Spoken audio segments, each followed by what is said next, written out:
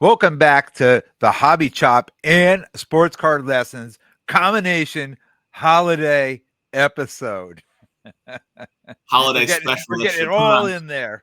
They should put it on Netflix like the football game on Christmas. I just saw that. It was so different to see the Sports Card Lessons intro come in. I was like, wait, what? I'm on the main show? You made it to the big show. Mm-hmm. I am Big Ken. He is Zip. Zip, how you doing, my friend? I'm actually doing really well. I had a chance to I made a reel on Instagram I saw that. It was of good. just the pickups, and I'm really happy with how the pickups went.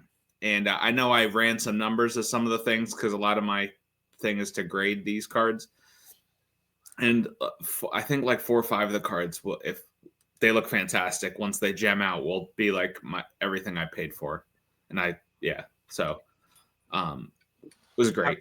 How many views did your reel get? I mean, that's the most important thing. That reel looked good. I bet you get a lot of views on that. I have no idea. I just know that on TikTok, they usually have the audio settings for like a minute each. But then there was someone who did like a slowed down version of Bad Bunny's Monaco, and that's the music I used because it was long enough for my reel. So I was like, all right, found one. But yeah, no, that was good. Nice. I really happy with the stuff I picked up from this weekend. It was really exciting. I picked up a huge lot. It took me all afternoon to go through all singles, and I bought from 3 different people. Shout out Military Breaker. He was one of them who came, where it was like, I've got these cards. These are the important ones, but then I have another 30 extra cards like I'll just throw in. And that kind of happened with 2 other people as well. So I really had to take time today to go through, not like I'm sending any of them to grading, but just to separate them and box them up, and was really happy with the pickups that I got too. Obviously, maybe not as big as yours, and yours, in your mind, I know we talked about this. You're sending them the grading. I have different plans for some of my cards, but some of them will go. The grading that I'm doing, nothing I picked up this weekend at the show, but a lot of what I've bought online will go out for me. Will go out to grading. Yeah, but I think a big difference of that too is that for me, it's more like, why wouldn't I? Just because I don't need to have inventory on hand to set up at shows. Like if I did, my strategy would look way different. I would have to have funds allocated to just have show inventory, or else I'd just sit at a show with a buying sign and have no cards out there, which honestly would probably be a pretty good, maybe worth it. Maybe you could just put a big banner over top that says buying, and you could just sit underneath the banner with a case full of cash. They were everywhere. Hey, it must be working. Yeah, I think it works.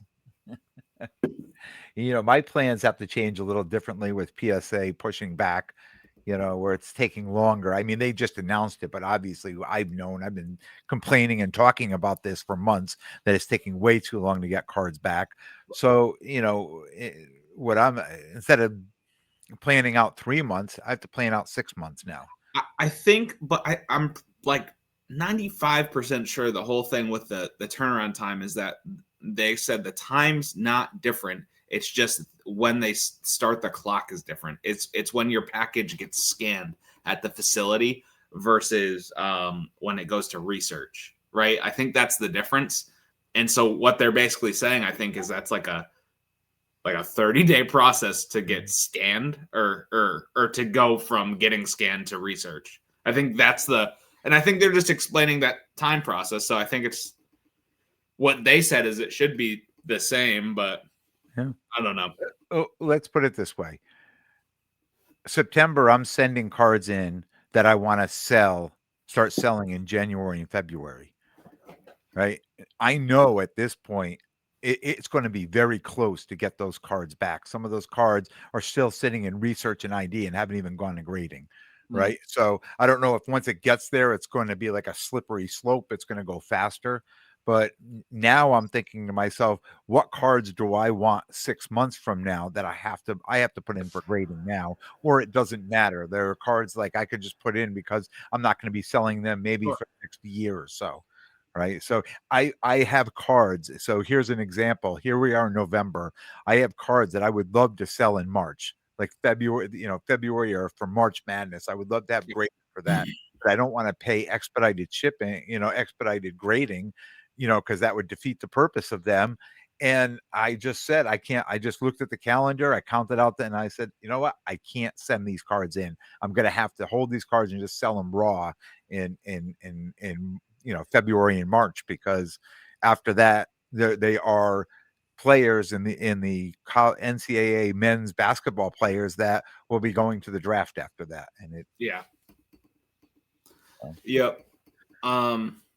Yeah, with that being said, like I thought that way. I bought baseball and basketball because it'll be start of baseball and heading towards the basketball playoffs, right? And let me ask you a question with the baseball. So, I mean, I know you, and I watched your reel, a ton of Otani cards. That's not something. So he's not something that you're like, well, baseball starts in, March or whatever, and I have to have them done by then. Oh You're, no. you're like, I'm just going to send them when they come back. They're not going to lose their value unless something really, really bad happens, right? Right. I'll tell you something I've been doing like the past few months more than ever is like I've been buying Jordan, Kobe, other 90s stars, and Otani and Judge. And guess what? Don't really matter when those come back. Mm-hmm. They're all gonna be all right. Yeah. Which is I also bought like I really wanted to buy like first Bowman prospects, but that wasn't really I mean I bought some, but like that wasn't really as prevalent as I had wanted it to be. Can you hear my son upstairs? Oh gosh. It's bedtime here. Yeah. So We're gonna hear your wife in a minute I yelling. know she's gonna be doing the count. One, and yeah. So just lost my train of thought there. Anyways, yeah, Otani, I'm not too concerned when they come back because he's I pretty much solidified himself as whatever the heck you want to call him. Yeah. Right? Like so. And honestly, that wasn't the plan to buy Otani. Like, I didn't think there'd be that much just available, like that was not graded. And maybe it's just people who don't want to wait on this time. I don't know. Like, I'll just use this card. I got like 4 of these. It's the 2018 Heritage Otani. Each of them raw is around like 60 to 70 bucks. Less PSA 9 did 150. PSA 10, last one I saw just did 400. I'll wait on that. That's fine. Because if I get a 9, I'm doubling my money. Yeah. Like why, and I don't maybe even more during baseball season, right? I mean, I get maybe, I mean, he did just come off the World Series, so it could be high. Even if it regresses at those numbers, I mean, it's fine. Like that's the thing is like cards with that sort of math. If they look good, like I just feel it's. You know what I was thinking about today too, Ken? Is this really funny? Is like I always think like between us and our hobby peers, it's like I just move everything so fast and quick flip and this and that. When in reality, I may wait longer than all of you because I send everything out to grade and I have to wait for it. So like I don't know because I'm really not like there are things I move quick, but really like I'm fine with waiting on stuff like that, like in bulk. You know what I mean? So yeah, I don't know. I thought about that today though. yeah. No, I have a ton of stuff at PSA. I have a ton of stuff at BGS, and there's certain players that I want back for March Madness, but not a lot. Yeah. I mean, most of them are long-term holds, and then before you know it, we'll be back into baseball and football season. Whatever's happening with players. I mean, the rookies this year are very few. This year, as far as chase with the NFL, but there is some. I mean, there are, you have Jackson Dart is Maybe Shadur now, honestly, might have just out of nowhere. If he strings together like some decent games for the end of the year, he will be as big as anyone with his personality. Do you think, like with his dad, do you think there is any failure? Like I honestly think with, you know, I don't even want to say his bloodline, just with his dad, just who his dad was, and his dad was a winner, right? That man was a winner. Oh yeah. No matter what he did, he was a winner, and I'm sure he instilled that into his kid. Where there's, there, you cannot settle for anything less. I think he's destined to be, you know, come hell or high water, he's going to be a decent quarterback in the NFL. The most impressive thing I think I've noticed about Shadur Sanders is his unwavering confidence. And I don't mean it as like I don't get like arrogance from him. I just get like this guy really believes in himself and he doesn't care what's happening around him. He knows who he is. And like I think to be a really successful professional athlete, you have to have some sort of delusion of confidence almost to be like, you know what I mean? Like, especially with Shador and dropping like how he did, and then being like the fourth string quarterback, and then they moved on from Pickett, and then Flacco goes to Cincinnati, and then Gabriel steps in, and when he gets hurt, Shador didn't look good, just getting thrown into the Ravens, and then even now Stefanski's they won't commit to him going forward, and it's just like he's whatever. Like he was throwing routes after practice to like the equipment manager, bro. Like well, that's what I mean. I mean there's if you're not first, you're last attitude, right? that mindset, man. Like that's what separate. And I'm not here saying Shadur is going to be great. That's not what I'm saying. But that mindset that can separate a lot of people because a lot of people think a normal person would be crushed if they were Shadur Sanders. Like would literally just be folded and just be done. You know, like really, it's wild. Well, we will see what happens with him. But I just opened some boxes tonight, and Sherry says Sanders, and I'm like, yeah, give it. I'm going to top load that one. I hope I'm not getting it graded, but it's just going to go in a box top loaded right now. And you know what though is like it'd be nice to see like a totally different persona in Cleveland because whatever Cleveland's been doing has not freaking worked at quarterback like since ever. So they need some of that. Whatever he's got, they need some of it because whatever they're doing, not working. I blame it on coaches, and you see it everywhere. You see a coach that's trying to save his job, and he puts people in positions, especially quarterbacks. They put them out there to try to do anything to save the job, right? Dude, Dable. Well, yeah, that was crazy. If you think about that, is that what you were talking about? Because it's a perfect example, but you see it happen a lot. He's in the medical tent with a concussion, and the coach and Scadaboo, who probably has like 5x CTE of anyone and just keeps running, like they run into the blue medical tent. He needs to get out here. It's like that's wild. Like that's absolutely insane. And then just crazy. Yeah. But So, anyways, trade night was good. Yeah. At Mohegan, it went really well. We had 5 great winners. I was happy about all the winners. 4.5 kids won.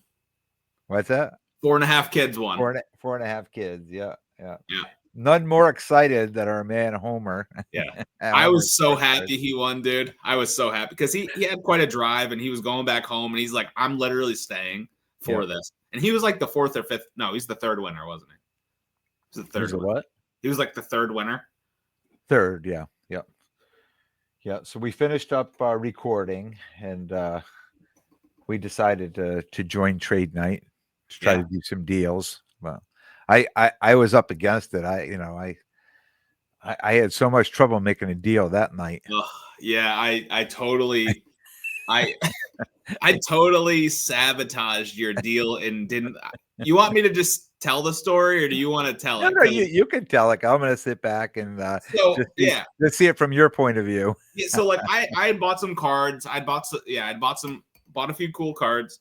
So I was just hanging out with you and Zwiddlebug and a few of our other buddies. We're all just sitting around, and this kid who I don't remember his name, but he said like he bought for, and I'm not going to drop the names, but several very large repackers within the sports cards industry that we all know. And he was looking at, was it Bo Nix and Jaden Daniels? Yep. PSA 10, Red Pandora, the Optic Preview, the Costco boxes, which saying the Costco boxes is very important to the story. And he was liking them, and he was comping them and was about to make Ken an offer, and I'm like, oh, you like to buy in bulk? He's like, oh yeah, I love to buy in bulk all the time. And I was like, no, I mean like those, because they're like from the Costco boxes. And he was not happy when I said that. Like he looked appalled. And I was so confused as to what just happened. He's like, oh, I hate Costco. And then he just walked away. Yeah. Like he was just had it with, he did not buy those cards. And it was like a disgust when I said those came out of those Costco boxes. It was Here crazy. he was unzipping his pouch, ready to reach in for his cash. And you mentioned Costco. He says, I would never buy cards from Costco. And then I started talking about, well, whoa, wait a minute. I'm like, it's like such a low pop count on these cards. And as I'm discussing the low pop count, he just walked away. He's like, I'm having nothing to do with Costco cards. Yeah, that was absolutely insane. Yeah. I thought you should have bought them after that, but hey, Oh yeah, I want Jaden Daniels and Bo Nix. I did move the Bo Nix the next day. I believe it. They're not bad cards. I was so shocked by that whole instant. Could you believe that though? No, I was shocked too. I would never thought that. Yeah, but I would never get involved in somebody else's deal though. It was a fun fact. It wasn't getting involved. So Sunday at Mohegan, surprised how crowded it was. There was a good crowd. I expected. I talked about this. I'm pretty sure at the trade night when we did the live, thinking that I expect a rush in the morning, and then when kickoff comes in the Saturday or Sunday afternoon, like the place would really clear out, and it never cleared out. Steve, you showed up. You came for like an hour Sunday morning. It was busy. I mean, it was just constant all day. I had some sales in the morning. Then I think probably or somewhere around 2:00, a guy showed up to my thing and started going through my discount box. And I just want to take a step back. A couple of people have went through my discount slabs, just 2-row box with slabs in it, mostly Don Russ, PSA 10s or PSA 9s, and just like football. And I had women's basketball. I had all kinds of just cards in there that just weren't just didn't make it into the main case for whatever reason. Nothing of high dollar. And a number of people had come wanting to buy it and really just lowballing, come in and saying, hey, if I buy all this, what can you do? And I said, so the first time I comped it all out and said, hey, if you're going to buy it all, like we could probably be somewhere around 80%. And they started at like 50% and 60%. And I'm like, no, and one guy's like, I can only go as high as 70, but that's it, And the problem was he pulled so many cards. I had them all over the place. And then he just walked away. And I thought to myself, I don't want to keep going through this with people. Like, I've had this instant before where, if you're making a good deal on cards, they'll just take it. But it just seemed like I had a lot of people that were other dealers in the room coming over trying to buy them. But then when the price wasn't right, just bailing. So this one guy showed up walking the room late in the day on Sunday and says, I want to buy the whole buy. I'm like, all right, whatever. Like by the time this has happened 4 or 5 times over the weekend, I'm like, yeah. And he starts pulling them all out, laying them in my case. I'm like, do you seriously want to buy these? What is your percentage? Like before we go through all this. And he says, well, I want to buy all this. I want to take some of these cards in your case. And I definitely want a couple of these boxes too. And I said, okay. So we worked for a couple. I worked for like an hour and a half with this guy. And he ended up buying that whole box. And one of the things in my mind all weekend with bringing all these boxes, and I did a live video Saturday morning, and you saw all those boxes, and I know how much work those boxes were. I thought to myself, I think I'm done with these boxes. I've been on them, I've been done with them, I've gotten back to them, and I kind of made up my mind on between Saturday and Sunday, like I am done with these boxes. That if somebody comes up and says, how much for the box? As long as we're in the ballpark, it's a yes. You could just take the box because I'm just tired of moving those, carrying those boxes back and forth. And I was so happy. It was like, the universe, me thinking in my mind and the universe answering, saying, here's a guy that wants to take these boxes and go put them all, take all these cards and put them up on whatnot, like that type of thing. And then I thought to myself, this is beautiful. Let's go. Let's make a deal happen. And I moved a good percentage of my inventory on Sunday afternoon, just before the show ended. Probably, I didn't have a lot of inventory to begin with, but out of the not a lot of inventory left, I probably moved, 60 to 70% of what I had left in inventory.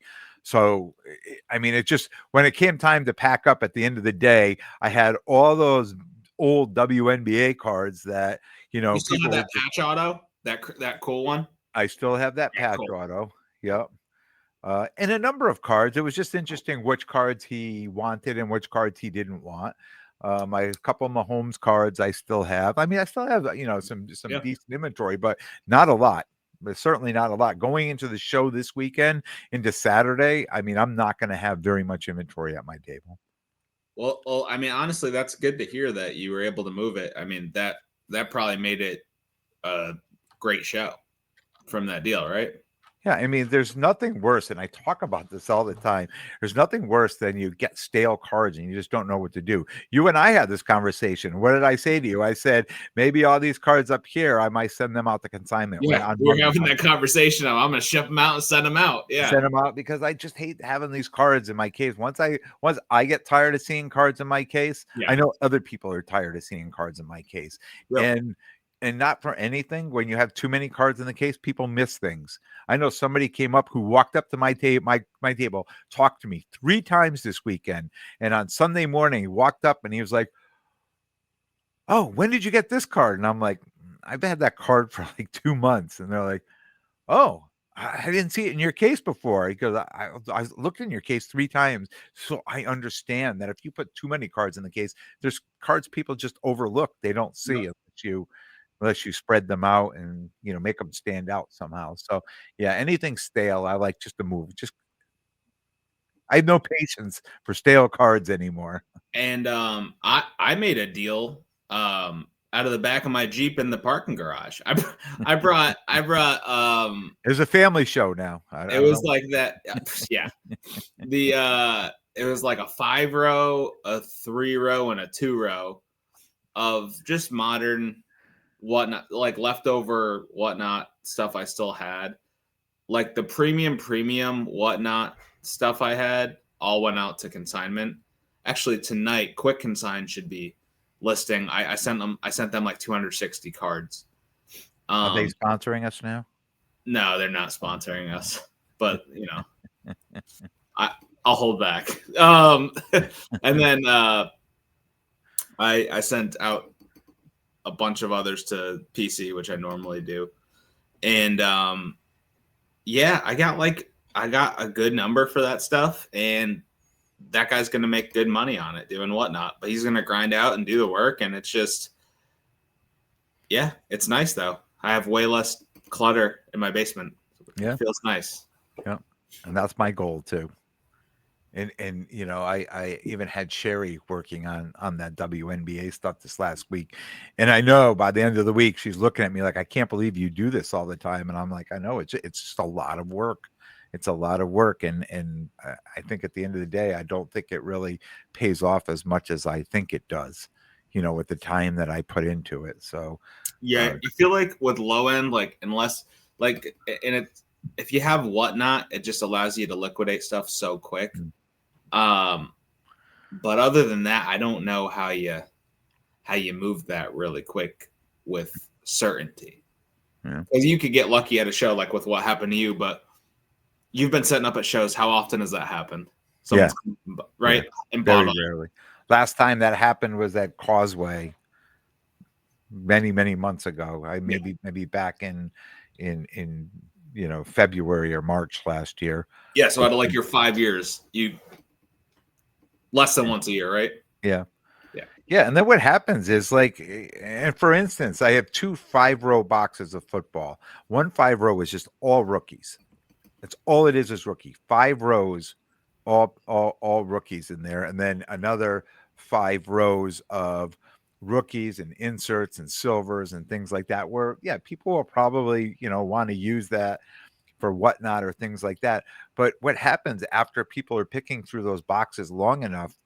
Then it becomes to a point where you're carrying it to the show and back, and you may be selling a couple dollars out of it because most of the good people have been picked out and then they've aged out, right? If you've got rookies from 2 years ago in there, from 2022 or 2023, something like that, nobody even wants to look at them anymore, especially if they're linemen or defensive players or, there's just no value. And I think even more so too, that people aren't digging and buying more out of those boxes is because of the whole grading thing where it takes longer to grade, that people, you're buying it in season and you grade it, right? And You have to be a real psychopath to be digging in the value boxes to grade. What you're buying, I mean, you're not a psychopath if you're buying Jordan and Kobe and Otani. I mean, that's an excellent move, right? But you're not going to come in and want to buy, Jaden Daniels absolute rookie. That's right? True. That's true. That's true. Even though it's a decent card, I mean, even for $1, people would be like, really, So then, what do you do with it? What do you do with it when you're done? When it's reached its end, and you still have a 5-row box of football rookies? I mean, do you go put it out at the trash? Do you take it to the dump? Do you go give it a Goodwill? Do you try to bag them up and give them to the kids at shows? I mean, even the kids at shows. I mean, I think I would disappoint them if I put a handful of linemen in a team bag and handed them some cards. My wife's a school psychologist at an elementary school, so a lot of times with like essentially the immovable stuff, right? Like I will just give her big boxes and she'll give them out to the kids. Like some kids she was telling me some kids really like or like some of the kids that are on the spectrum, they really like going through them and like they have a favorite team and they'll just put them all together and take them, and it calms them down if they were like disrupted, because she's not a teacher, she's a school psych, so like if they can't cut it in class that day, she'll be with them in her office, and that's been something that works for them. That's what I do. I have that out. I know what you could also do, and I think this is probably the best if you want to liquidate it, is just get a picture, a very like nondescript picture of a lot of cards and then just throw it up for like $100 or $200 on Marketplace and have someone come and get it. Yeah, that's probably my next step. And that's like the bottom of the barrel stuff, because like if you have the top names, if you have enough cards, what I do is I make them into lots, like huge player lots, and then just auction them off, because that just hits a totally different like audience if you put it on eBay. And it's like, so I mean, no one's gonna buy one of those absolute Jaden Daniels, right, for even $1 probably. But they might buy 50 of them for $30. Like I don't know. That's just totally made up number. Well, that's right. And we talked about this. That's kind of my new lane right now. I'm going to try, because I still don't want to. I don't want to stop ripping boxes, but maybe I just make lots instead of making boxes to carry to shows. Maybe I make lots and send them to consignment. Maybe I make a lot of Red Hawk rookies and a lot of the rookies, or you make the set. Yeah, that's something that's worked out for me. Like I had one of a big basketball collection I had some like Jordan like insert sets, upper deck insert sets, and they did really well. Granted, it's Jordan, it's a complete set, but like the concept could do well. Mm-hmm. Yeah. Good. So you and I had a little bit of a disagreement. We're talking about the show because a lot of people came to the table saying, "Wow, where's all the repackers at? Where's all the big buyers at?" Like they didn't come to the show. And then I talked to people who were at the Quincy show who said the same thing. There were no repackers. There were no big buyers going around. But in both places, there's people set up with, buying stations there. You seem to differ a little. You felt there were some bigger buyers there, maybe not repackers, bigger buyers. Um, which brought me to the question is they must have been either somewhere or not out at all. I mean, at trade night, I watched a dude just take someone's word on like the comps of a card and then just like hand out a couple grand off of this guy's word. So, and that was at trade night. So I was like, I think I saw cash exchanging hands all day. No. I'm not saying people weren't buying. I mean, I think sales were very good at that show. Not complaining that people weren't buying. I think everybody I talked to had good days. There weren't like, wow, this, but everybody was surprised that when they showed up in their mind, it's been the new norm at these shows is the guy walking up or the lady walking up with the pulling the suitcase behind them, sitting down on the suitcase in front of your case, saying, pull that one out, pull that one out, pull that one out, pull that one out, pull that one out. We got a whole stack, we're going to, go through the whole thing, boom, and then go to the next table and do the same thing. Similar like, what our guy Mikey does, right? yeah, Something like that. It really didn't see that at this show. I mean, there were sales at the show. People were buying at the show, not only sports, but Pokemon stuff too. But I just felt that, and a lot of people I talked to felt like, where are these guys? Why didn't they come? Are they at a bigger show? I know there was a show in Chicago, and I think there was another regional show, maybe Florida or somewhere else. And this was kind of the buzz where people were saying, "Oh, I wonder where they're at." People said, "Oh, they're probably at Quincy," right? Because that show was, like all sports. yeah, it was in Washington. Boston, an hour and I don't know, 20 minutes away from where we were. But I talked to people there today, said no, they weren't those buyers weren't there either. So just interesting. And I don't know, like within the hobby, is there only so many of them? Or is it dropping off, or because of these new rules on whatnot, on making the repacks, or are different people, maybe doing different things now?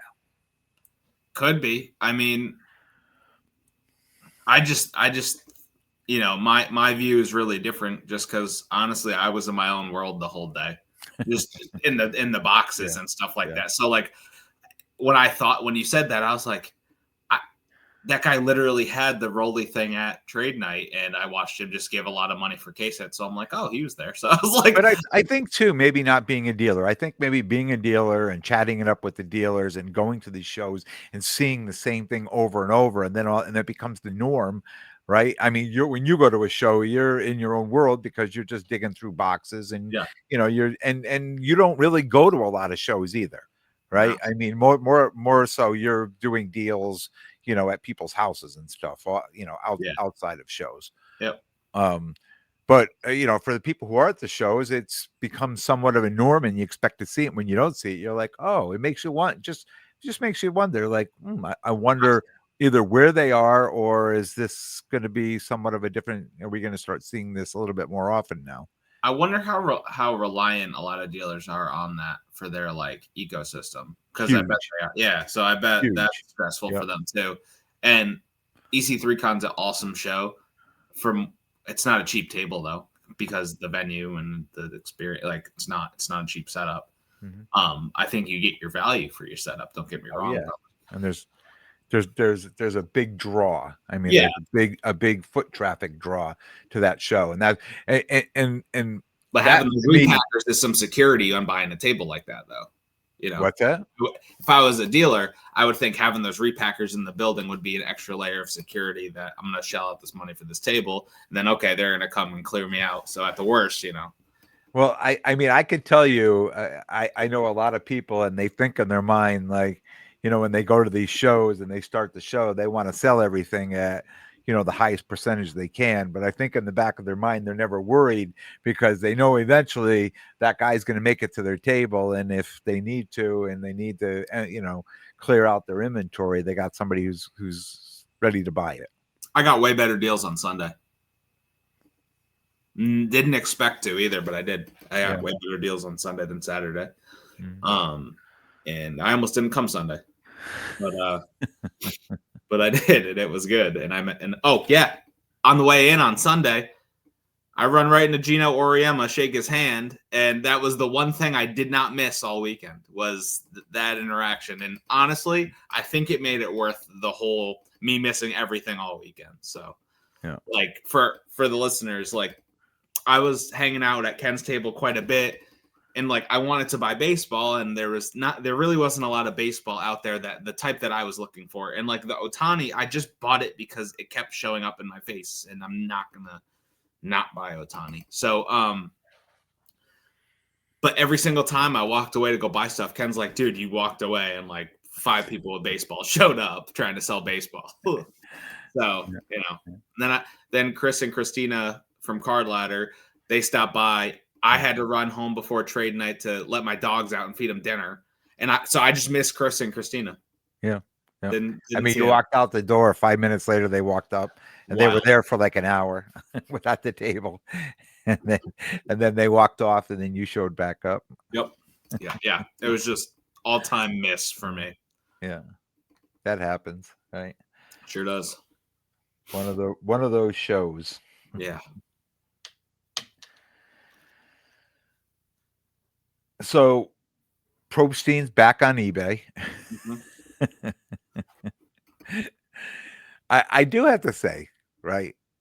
I'm not going to jump in the whole thing. This whole shilling and defensive shilling and everyone who agrees and disagrees. They're making a platform to shill.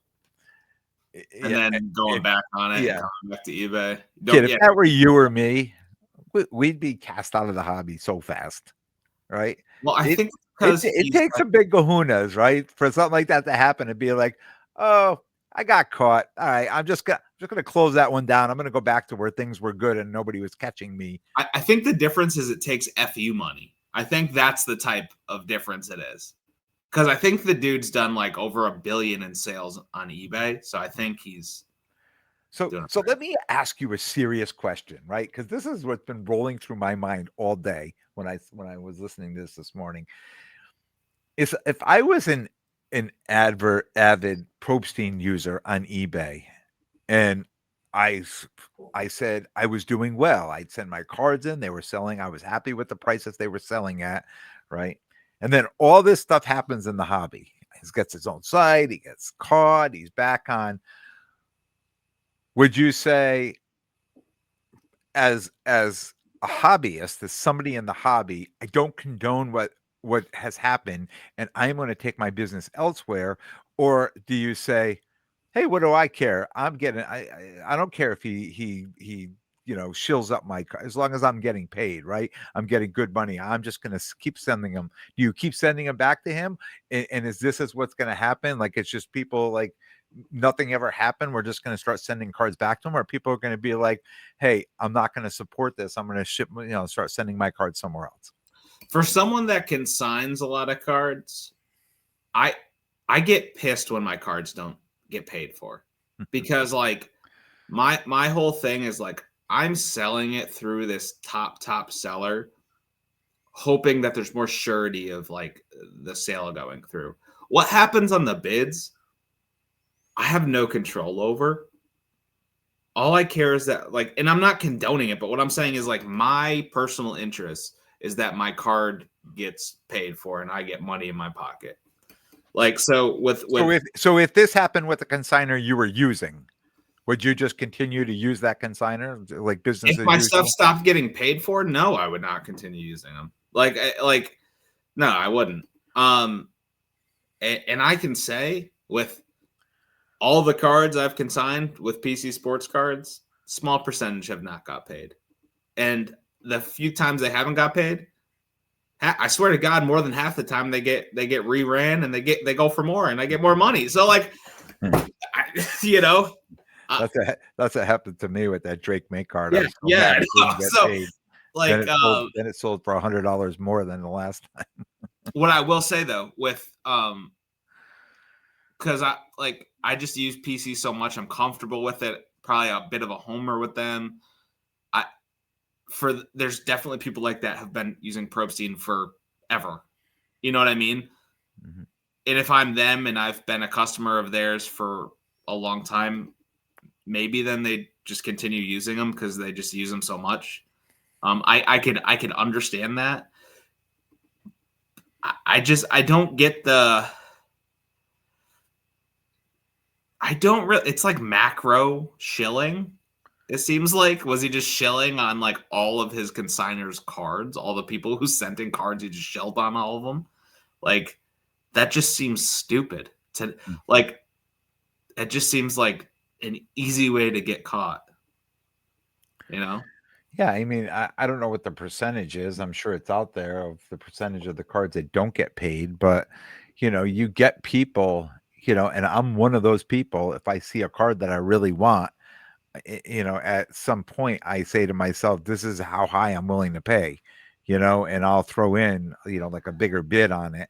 Oh yeah. I have to stop you because we're on this topic. Shout out Golden. I got paid in like 3 days, Oh, nice. and that was a bit. I don't mean to cut you off, but that was a big thing I was concerned about because I had heard special one cards like a while back. Like he was like, I think he didn't get paid for like a month or something. He was like didn't get paid for a while, and he was like complaining about it a lot for good reason. But I was just like, oh, this is gonna happen to me. But no, I automatic payout, so I was happy. Yeah. But sorry, just wanted to put that out there because we're on the topic. Yeah. I guess it depends how fast the buyer pays too, right? Yeah, absolutely. I mean, some buyers like me, when I win something, I pay right away. Same. But other buyers, like I've sent stuff off for Look, auction. I got the 7 days. Yeah, and I'm waiting 10 days and I'm messaging them like, how long does these people have to pay for this thing, Yeah, I just can't think of like. I know people do it, and I know other people like talk about it.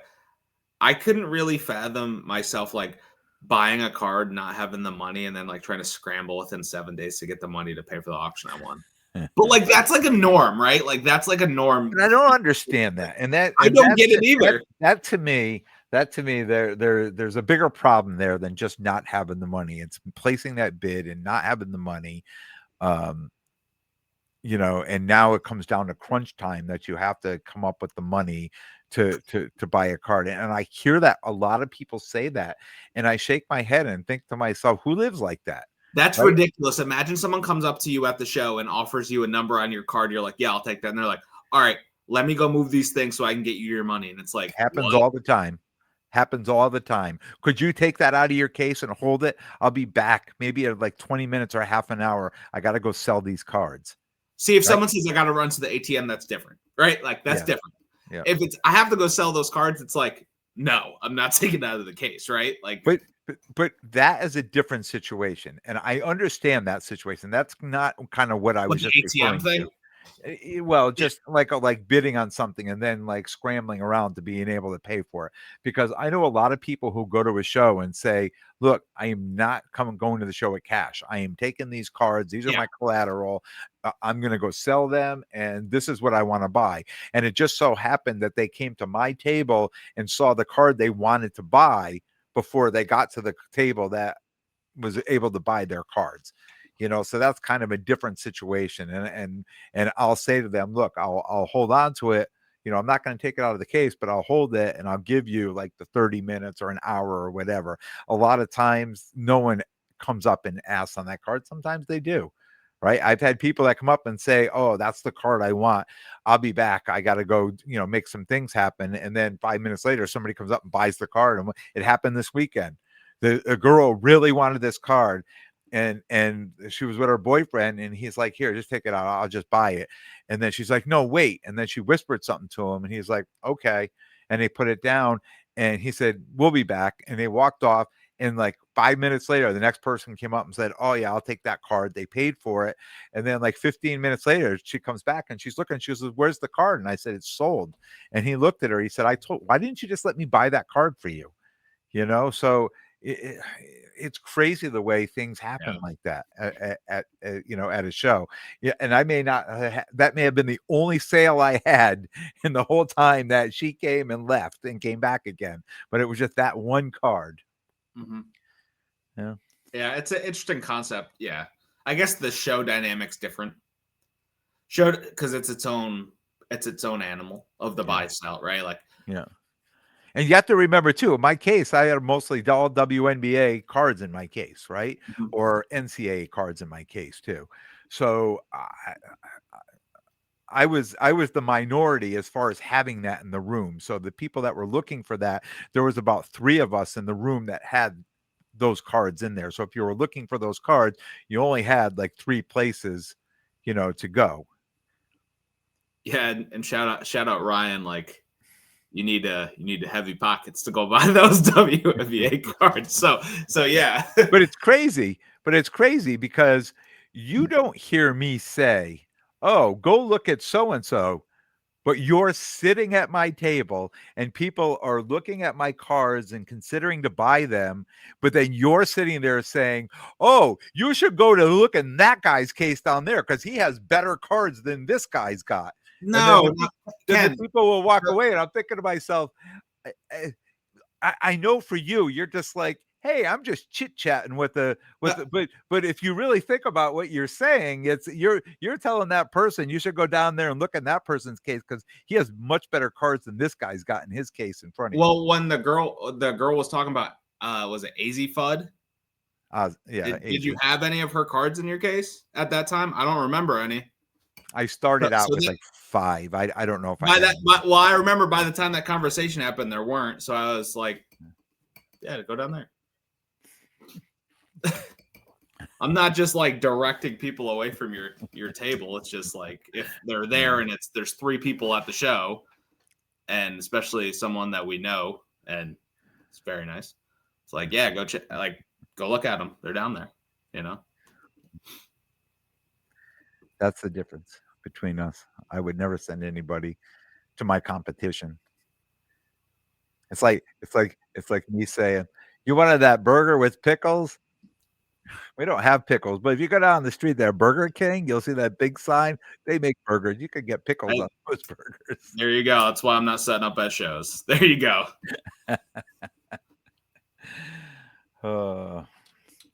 What do you have planned for? We have the big show on. We're recording live again on Saturday from the big Bristol. show at the DoubleTree in Bristol.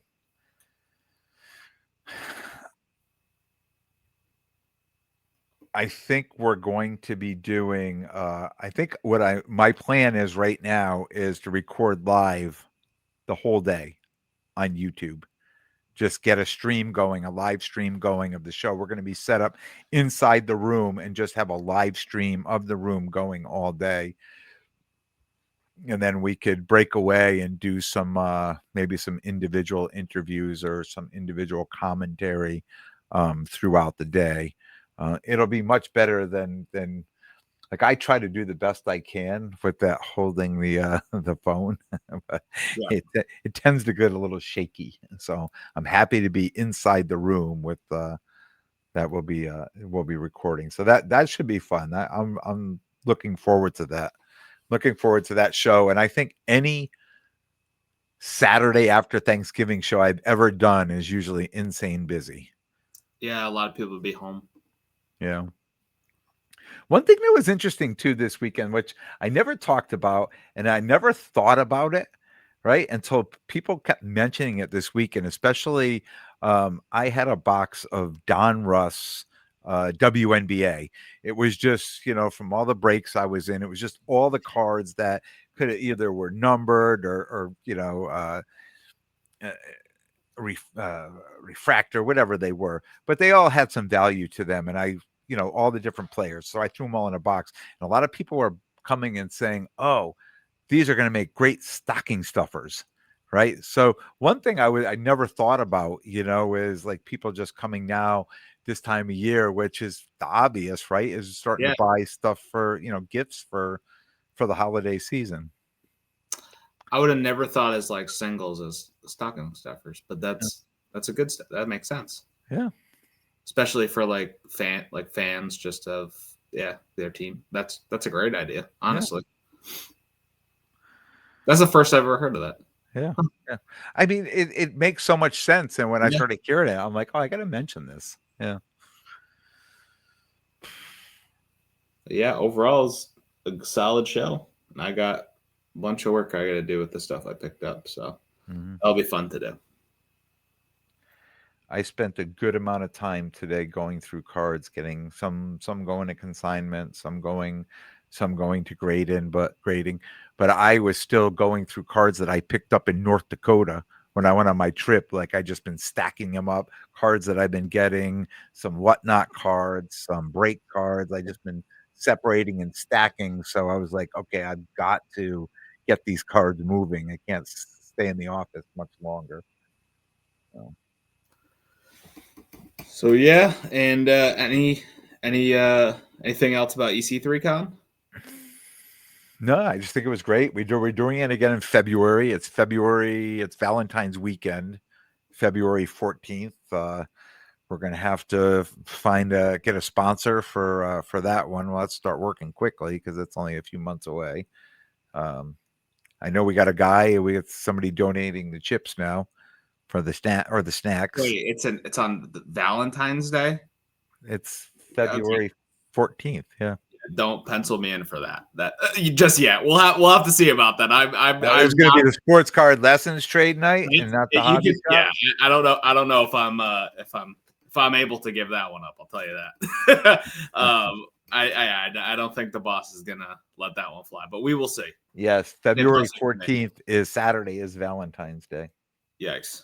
Yeah, yeah, yikes. And we're gonna get Scott. We talked with Scott on Yeah, Saturday night. We're gonna work him into an episode in the next couple of absolutely. weeks too. Yeah. Yeah, that was fun when he popped on. I'd love to pick his brain about because now he has that show that's grown and he has a shop and be really nice to hear about how like challenges of that progression. So Yeah. be nice to hear that. What is your plans for Thanksgiving, sir? Uh, we're going to my in-laws and then my mom's coming to that too. Just a big local feast and some football day. How about you? What are you doing? Yeah, just we're home. We'll cook here. Um, Chiefs Cowboys on Thanksgiving, right? I know, and Sherry's a Dallas fan, so it's gonna be Oh fun. wow. Oh wow. Throwing the turkey at each other. I'm telling you, if they weren't playing Thanksgiving Day, I think we would have gone to the game this year because they Yeah. only play every few years. They only, so it just turned out it was on Thanksgiving, and we couldn't disappoint all the family who are used to coming here for Thanksgiving. But the rest, If I you think guys I'm can go to the house, we're gonna be in is it in Dallas, you said? yeah, So you yeah. guys can go to the house. We'll be in Dallas. Yeah, I think I'm done the rest of the week. I was supposed to have jury duty yesterday. I'm very upset. Just once I want to get picked. Just once I want to show up. The night before they say don't come. I'm like, okay. The guy who wants to get it done, they call him and say don't come. So that I had nothing scheduled tomorrow. Tomorrow I was going to get a COVID shot. So Wednesday I didn't schedule anything. So I went and got my COVID vaccine today once I knew I wasn't doing jury duty tomorrow. So that's it. I'm off the rest of the week. I'll rest up and prepare for Saturday. Get the electronics together for recording and whatever we have. Whatever we have to bring to make. What's the show time? What is it? I'm pretty sure it's like 9 to 4. You know what? I should have. You should have asked me this That sounds right. before we went on.